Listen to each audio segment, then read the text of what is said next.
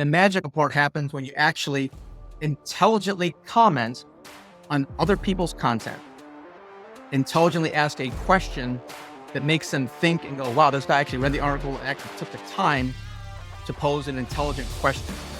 So what happens here psychologically? It happens like in a second online, but it has a lot of depth to it. Number one, become a super fan for somebody. You follow them for a couple of months, you've liked it, you shared it, now you've commented on it, and you prove that you read the article. What are they going to do? They always answer the question. They're always going to say, well, the answer is X. The next thing they do 90% of the time is they click on your profile. So now, what have you done? You've got your audience coming to you, not you reaching out and spamming them, which is what everybody else does with their content and my webinar and my funnel and my jazz. Oh my God, shut up. Just focus on your target audience. Become a super fan authentically. Don't be a jerk about it. Don't be a stalker. We take our time and do this. And the relationships I've built with this method are A-listers. This is the Entrepreneurs United podcast with your hosts, John St. Pierre and Rich Hoffman. Hey, entrepreneurs, we're on today with Doug Crowe, who's a speaker, writer, and author. And as a matter of fact, he doesn't just write his books, he writes books for other people. Welcome to the podcast. Thank you for having me. Appreciate it.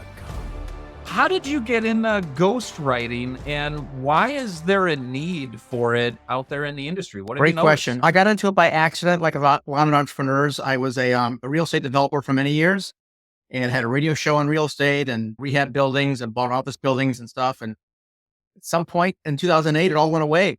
And so during my little boohoo phase, I wrote a book about it, and the book was awful. I went back and saw my radio guests who are A-listers, and I said, how did you guys get this book thing done? And they said, oh, we're best-selling authors, not best-selling writers. Laura Langmeyer Kiyosaki, just in case you're curious who it was.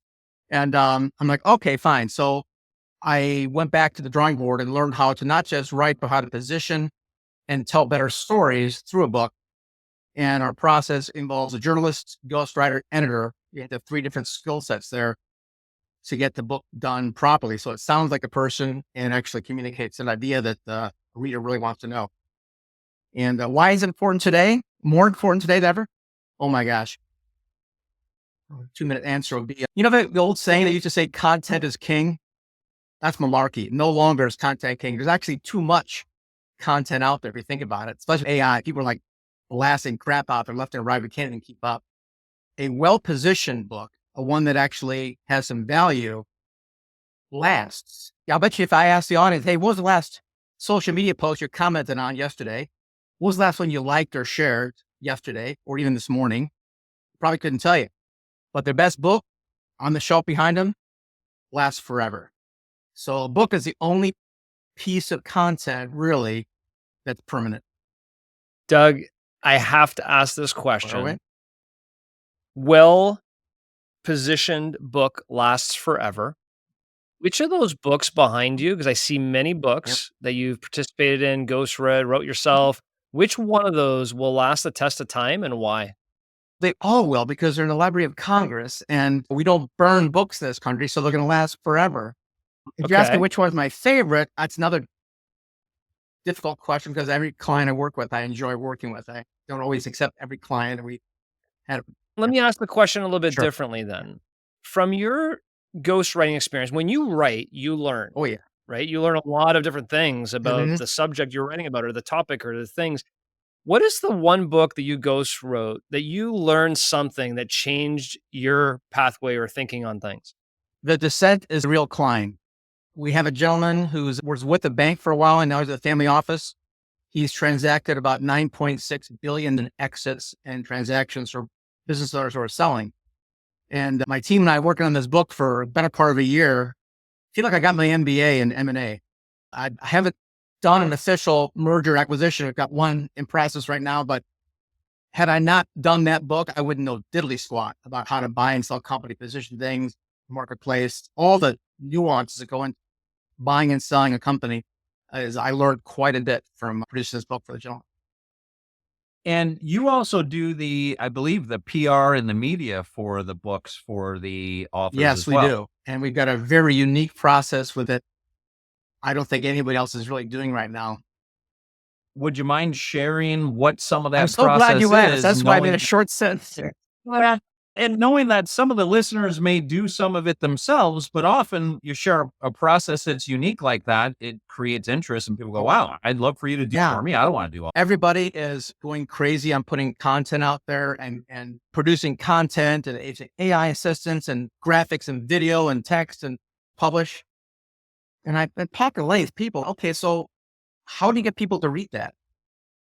I don't know what the numbers are. I'm sure it's like 10, 20,000 different images a day are hitting us, marketing messages. We don't have time to consume this stuff, right? So our methodology is pretty unique. I've been doing it for a number of years organically, and now we've systematized it. And that is actually, it's an anti-content method to do one thing, and that's build relationships. So the way we build a relationship in the real world, I'm a big Dale Carnegie fan, right? How to Win Friends and Influence People. We actually don't produce a whole lot of content. We actually focus on our target market. For example, I have a gentleman who's working at family offices right now. He's targeting family offices. Those guys get hit on like a blonde at a bar. They get a lot of people pitching their deals. Like, we're not going to do that. We're going to spend about 3 months liking and sharing their content, the target audience's content. I'm going to focus on them. I'm not going to be in the spotlight. I'm going to be the spotlight and shine it on my target audience. Like their stuff, share their stuff. And the magical part happens when you actually intelligently comment on other people's content. And my intelligently comment is a psychological strategy here, but number one, great piece of content. I really appreciate it. I learned this. Number one, you get a little endorphin hit. Wow, somebody likes me, right? They like what I wrote, what I spent time on. They get some affirmation of what they produced. The second thing is you tell them what you liked about it. Proves that you've read the article. You're not just saying, hey, great post. Say, I learned this about it. How would what you taught us here apply to this? XYZ. Appreciate it. And then affirm that you've read it. And then the Z is intelligently ask a question that makes them think and go, wow, this guy actually read the article and actually took the time to pose an intelligent question. So what happens here psychologically? It happens like in a second online, but it has a lot of depth to it. Number one, become a super fan for somebody. You followed them for a couple of months. You've liked it. You've shared it. Now you've commented on it and you prove that you read the article. What are they going to do? They always answer the question. They're always going to say the answer is X. The next thing they do 90% of the time is they click on your profile. So now what have you done? You've got your audience coming to you, not you reaching out and spamming them, which is what everybody else does with their content and my webinar and my funnel and my jazz. Oh my God, shut up. Just focus on your target audience. Become a super fan authentically. Don't be a jerk about it. Don't be a stalker. We take our time and do this. And the relationships I've built with this method are A-listers. And is this something that you teach the authors, or is this something that you do for the authors? I've been doing it myself for a number of years. We just productized it recently and took somebody's ugly LinkedIn and speaker profile, revamped it, and brought him like 3 speaking gigs and a bunch of potential clients in a matter of months. So we have a service for it now. Yes, is a short answer. And part of that service is doing this appreciate, affirm, and intelligent question. And it sounds like another part of that service is ensuring that the LinkedIn profile, once it's clicked on, that it's doing what it needs to do. Can you give a couple of tips so we could evaluate our LinkedIn profiles and go, is that doing what it's supposed to do? Most people, LinkedIn started out as a service for people getting a job. And they haven't reframed their structure for that. It looks like a resume, right? Your picture, your byline, what about you in there? But it's also a search engine. So if in your byline, you put in SEO rich keywords about what somebody might be looking for, that will help elevate your status in the rankings, number one. When you go down to your about section, if you make it all about yourself, you're pitching yourself again, and you're talking about you, and that's not the way real sales works. It's all about them. So if you write down maybe a short story or what you've done for others, what you can do, a success story, anytime you can add rich media to your profile, you're going to elevate the quality and SEO searchability of your LinkedIn profile. I use LinkedIn so much. My first 10 years in business, I didn't even have a website. I just had a really decent LinkedIn profile and was doing my outreach and connections through that and done millions of dollars of business without a website, without a funnel, just LinkedIn. And do you still recommend people use it as a resume after they fill out that about Oh, sure. section? If you want to get a job, it's fine. But I usually put success stories, other media that we have available, whether it's a YouTube channel or something else. I put other things on there to give it some style. If it's all text, even in your job history and your where you went to school, things like that, always link it to that logo. When you see a logo, it gives you like that extra thing. Hey, they actually been to Harvard, or they actually done something. So whenever you have a link to another thing you've done, resume-ish, whatever your history is, make sure you make it rich media. It always looks better. How far back is useful on that resume? So should John and I be going back to, we were general managers in College Pro Painters when we were in our early 20s, and we had a lot of responsibility for an early 20-year-old? Or is that's quite a while ago, gentlemen? I don't think you really need that. Nobody's going to work with you because of what you did in your early 20s. No, it's not going to give you an extra client, but it does elevate your brand. I'll tell you why. If you just focus on the present tense, that's great. That's for business. That's fine. But people do business they know and trust. So I put down there, I'm an entrepreneur, I'm a business person. I'm also a pilot, father of 3, Taekwondo, karate. I put other things on there that you might find in a resume just to prove that I'm a human being and have other interests. And I can't tell you how many times I've talked to people, prospects, and we share flying stories, or we share a story about kids or whatever else I'm into. And that builds the most important thing of any marketer should be aware of, and that's the relationship is key. And think about this, last thing on this is any big deal or any big job or even an actor in a movie always happens from someone they know and trust. So why don't we start with that? Why do we insist on spamming things and sending hundreds of resumes out when most deals, most hires happen from a referral? Doug, you're hitting a really great point, which is content. Go put out a ton of content. Right. And the reality is we're just inundated. There's just too much content. And the reality is, should we even believe what we're seeing? Meaning, to the point of, did this post really get curated by the person, or is it AI? Or did this person really like my post? Like, did Tony Robbins really just put a comment on my post? Oh my gosh, but it's not Tony Robbins. It's some service that's doing it. Yep. So I guess the question is, where's the line of authenticity in terms of somebody going and addressing a post of somebody else's, they're liking it, they're sharing a comment, but it's not really me, but they're saying they're me to get someone to go to my page, but they're directionally me because I've either trained them to be me or they're a bot, or like, how do you feel about that? And does it even matter at this point? Or is it more of just getting more people to then interact with you to where you can talk to them about their kids and being a pilot? And Okay. things? It's a really good point. I had a discussion this morning with a gentleman, friend of mine in Brazil, who's rolling out some new chatbot thing. And I showed me a demo, looked really good. I was impressed with it. When I started thinking, and I'll ask you this question: is your inbox cleared out, or you have email in there right now? I do zero inbox. I tried to zero inbox before this call, but then Doug had to email me before we started. So they're now. So, well, most people have some emails in their inbox, and I guarantee you, if you're watching this, go to your inbox right now. The ones you've answered are people that you know and trust. The ones that you've looked at and actually read, the people that you have an interest in. Everybody else, no relationship. So why would you start with your very first impression? Here's a bot. It doesn't work for me. I told the gentleman I applied. He's a great guy. I love him a lot. I'd love to work with you, but I know it's just for intro. It's just to get the conversation started. We go to a human being. But my first impression is you don't respect me enough. You have some bot talking to me because you're so busy.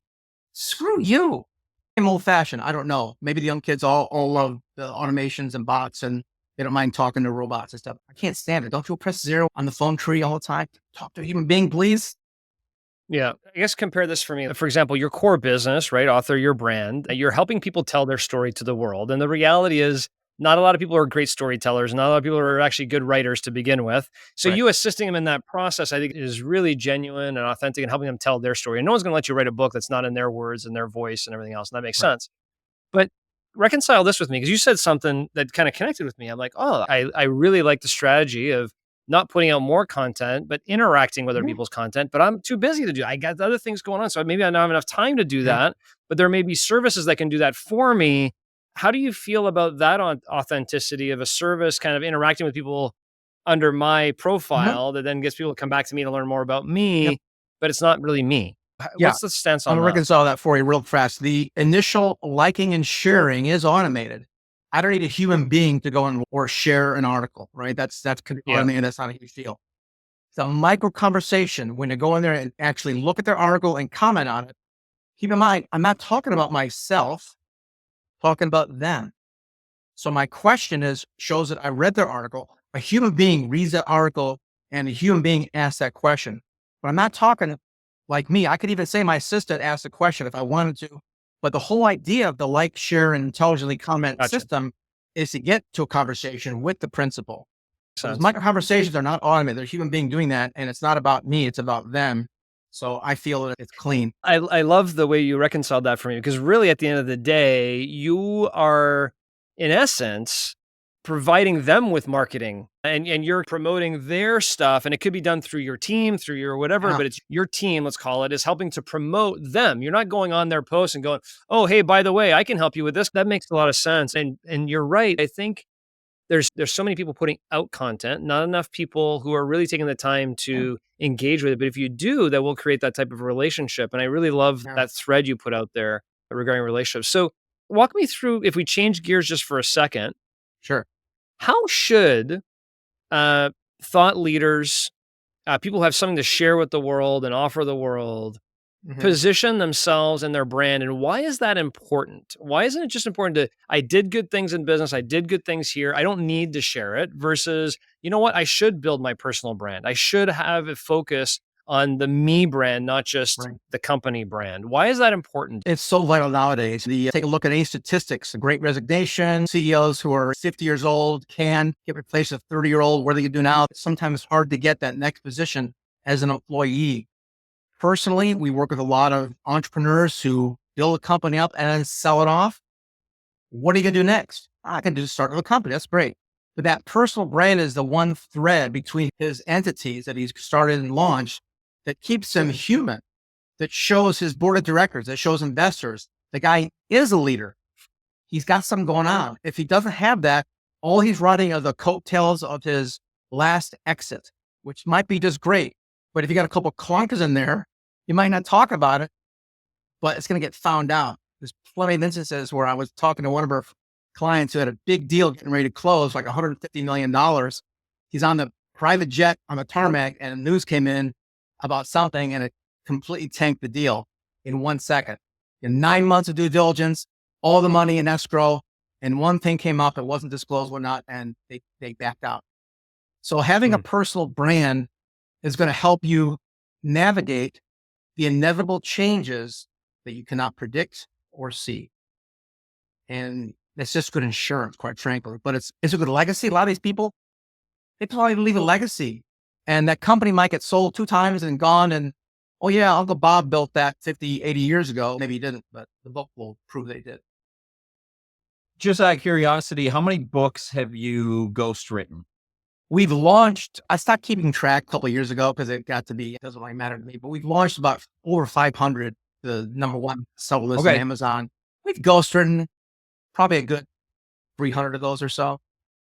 If somebody wanted to look up specifically your work as a Yeah. ghostwriter, is there a way to search who was a ghostwriter Yeah, on not really. this? I've got the reason they call them ghosts is for that exact reason. We want to protect our clients saying, listen, this is his story. He did technically write it because he got interviewed by a journalist and approved every single word in that manuscript.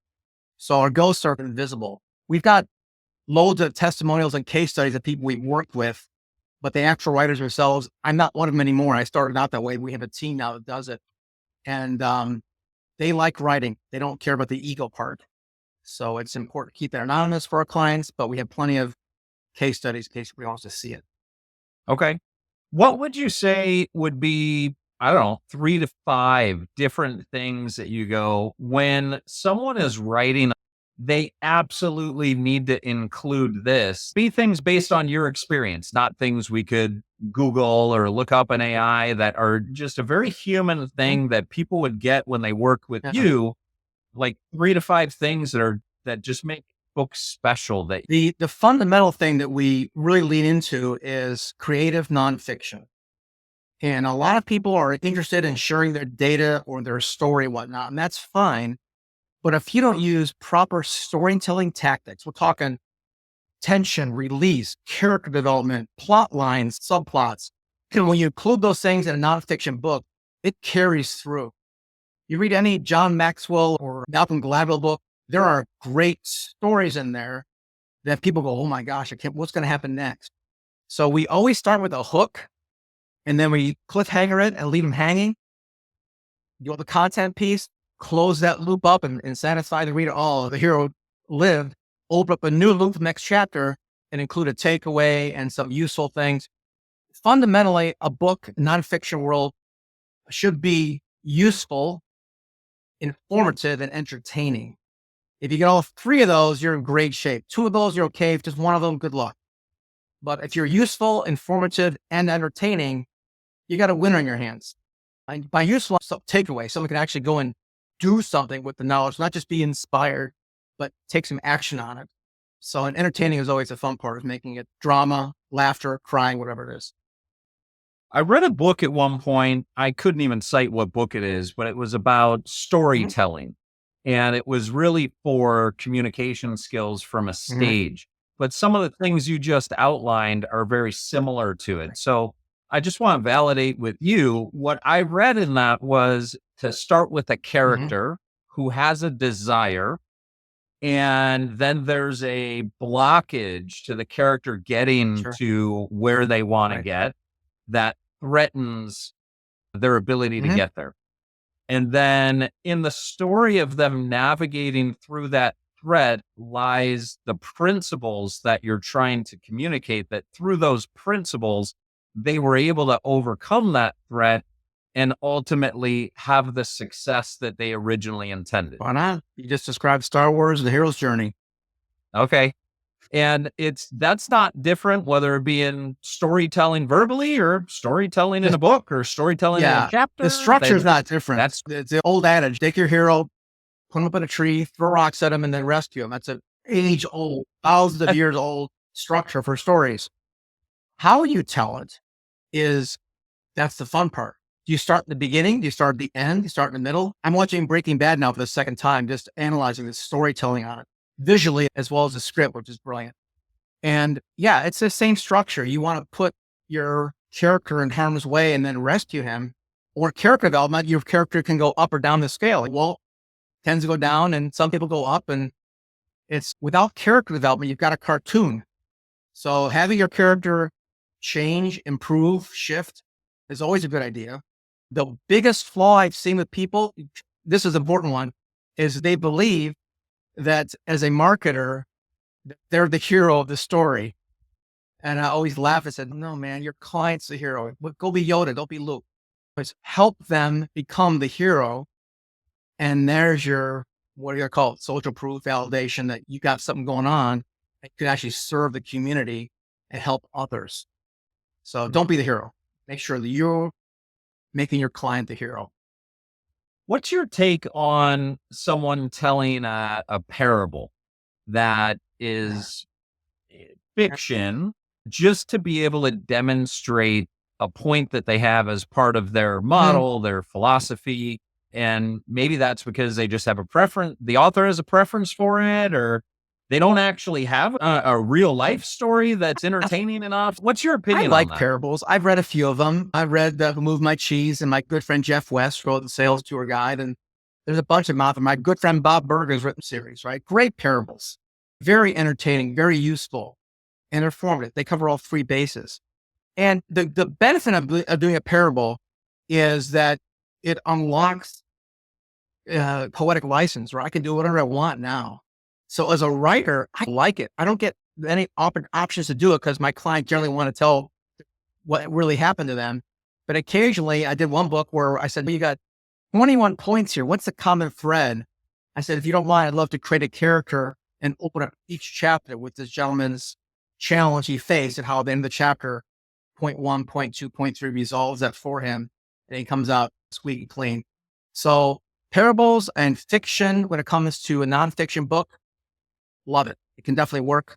The danger on parables is that if you don't have good storytelling abilities, it can be dull. I've read a few where they drop off in the middle or whatnot and they lose interest. So you've got to create tension pretty consistently and within a variety to make it interesting. If an author has a choice to tell their real life story or a parable, and let's say both of them are useful, informative, and entertaining, my knee jerk would be, of course, tell the real life story. That's more interesting. It's more authentic. Or is there a reason why someone would select a parable if they have an opportunity to tell a real life story? It's a qualitative discussion though, because I've heard so many people tell me their stories. So I'm actually a bad one to ask this because I'm like, I've heard so much from so many different people. They all think that my life should be a movie. I hear that every week. I have friends in the movie business, like my good friend who's executive producer on Pretty Woman. So I got friends who do movies and everyone thinks that their life is fascinating. And most of the time it can be, but it has to be positioned properly and it still should be useful. I wish I had an answer for that one. I really can't answer without context on what would work for somebody. I think a proper ghostwriter can take almost anybody's situation and make it interesting, depending on how much they've experienced and how much poetic license they have to embellish a few lines here. They're not the content. Like we did on the M&A book, we had to obviously change the names and locations from these businesses that exited because it was personal information. Jeez, Bob Jones got $50 million. Let's go sell him something. So we had to make that anonymous, but we didn't change the context of the story. To do that would be a complete section there. So I heard from you, pretty much everybody believes they have a movie within their life because they're the main character in it. I also heard earlier in the conversation, you said you don't work with everyone who wants to work with you.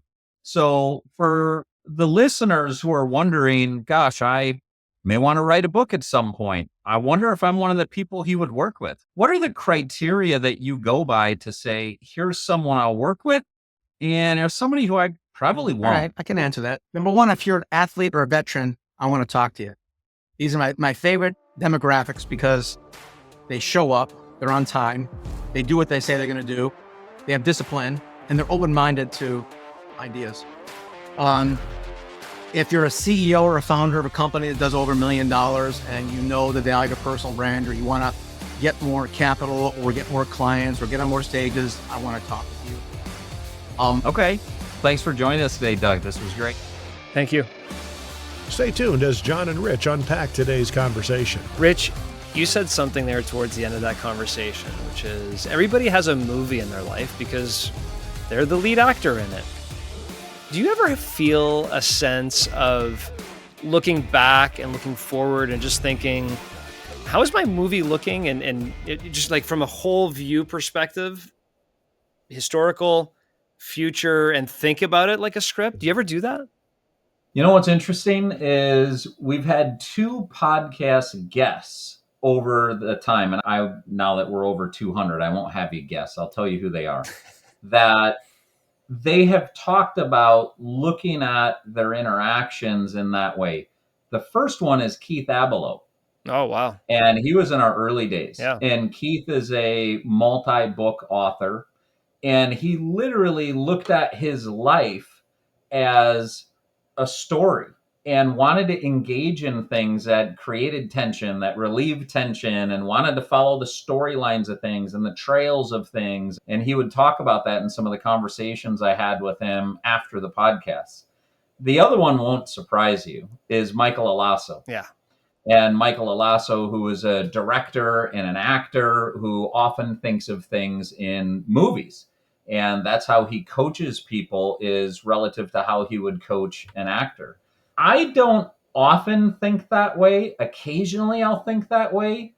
Occasionally I'll know that I'm doing something that's story worthy. Mm-hmm. I have a friend of mine from high school, his Jim Carlos, who you may have met. Yes, of course. And Jim and I will talk about, we'll do things just because it's story worthy. Yep. Not because we want to tell the story to other people, but just to create a memory. Yep. Just because it would be story worthy to talk about years down the road. Yeah, let's do that. It's story worthy.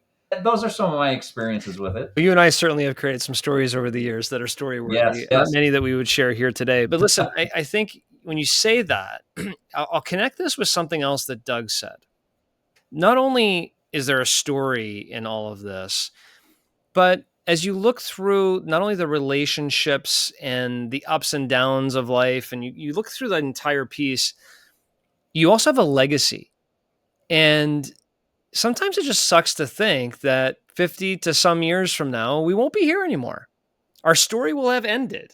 Maybe there will be in a different life. I don't understand all of that yet, but there's not as if there's going to be another season out of this episode, right? The story's done. Your season's over, your movie's over. But think about the lessons you've learned, the experiences you had. He mentioned in the format of 100 years from now, no one's going to remember who founded that particular business. There's going to know who the CEO of it was if you don't tell your story. You don't own your legacy. And so I think whether it be even these podcasts that you and I are doing, or the books that we may write, or the videos we may create, or even the photos we take with our phone, it's all about creating your legacy and your story. And having control over that, what that legacy and story is really important as well, because we all have something to share. That's the one reason when I talk to people today, I'm like, yeah, you know what? You should write a book. I always thought about writing a book, but not necessarily a book about my story. I thought about writing a book about a specific topic or thing, but we all have that story within us that I think is worth sharing, if only for legacy purposes of crystallizing your learnings to pass down to other generations of your family or friends or things like that. Do you feel that same connection? I also wonder, if I had an opportunity to read my grandfather's book, I'd read it. If I had an opportunity to thumb through 100 pictures, maybe not the 10,000 that are sitting in each of our phones, Yeah. but if I could thumb through 100 pictures and see what that life was like, I would do it. Yeah, and I guess I'd like to think that our grandchildren's grandchildren's grandchildren may have that opportunity someday. I'm curious to hear from you on this anti-content method. Yeah. And you and I both have coaching businesses now. And we both are looking for business owners or entrepreneurs or leaders who want to step up their game, really unlock their potential. I had a conversation with somebody earlier this morning who said, Rich, you really need to get more social media posts out there. Yep. And said, you need to get more value out there and let people know that you're doing coaching. I thought, okay, yeah, that makes sense. And then it's so funny, we get on this podcast with Doug and he's like, yeah, don't do that. Comment on other people's stuff. Yeah. So I'm curious as to your take as you heard that from Doug today. Are you on the train of create a bunch of content and Gary Vee style, just get a bunch of content out there and get noticed? Or are you on the train of, yeah, what Doug's talking about, I'm going to put some thought into that? Yeah, I think there's a continuum here. If you think of on one side, it's produce 7 pieces of content a day, every day, 7 days a week, 365, the Gary Vee methodology, right? On one side. And you look on the other side, which is, no, don't create any content. Just go create relationships interacting with other people's content, put a spotlight on them. If you look at those as the two extremes, I like maybe the middle strategy, right? Which is constantly be a thought leader and constantly put things out, whether that's one a day or one every 2 days, or constantly provide content in a thought leadership way to the world. I think it's important because people get to use that content to really not only learn themselves, but also learn more about you through the process. And when they do click on your profile or go search you on YouTube or search you in different areas, they see that you have thought leadership and they can go evaluate that thought leadership. But I also firmly believe in what Doug's talking about. I don't do enough interacting and spotlighting other entrepreneurs and their posts when they put really good things out there. I just don't. I probably should.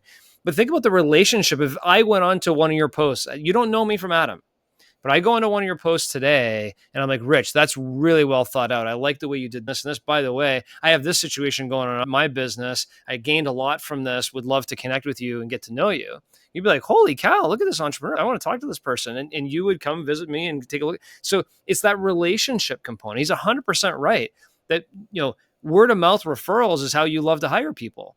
Word of mouth referrals is how you like to interact with other people, become part of your friend networks, all those things. And I think we lost a little bit of that. I think we just expect something to go out there and people are just going to call us and want to do business with us. But the reality, by creating that one thing, he said, just do one thing, build relationships. Go build relationships on social media versus just focusing on pumping your stuff out. I think more and more it's going to be important. So I even take on that line, move closer to where he is than the Gary Vee part, which is maybe start producing less, start interacting more. What a great approach to use social media to actually build relationships with people who you know and don't know. Yeah. A lot of times, social media, we think of it, does the opposite, that it doesn't actually build relationships. It's a carefully curated series of photos, which are candid photos that often is the highlight reel of life. Or here's a bunch of smart stuff I have to say, let me put that on. And you don't see the ups and downs of the reality of somebody's life. So this whole idea of how do you use social media to build a real relationship, I think Doug's really on to something. Yeah. Building relationships at the core of life. It's at the core of your story. Why should you do it any differently on social media than you would do it at a bar?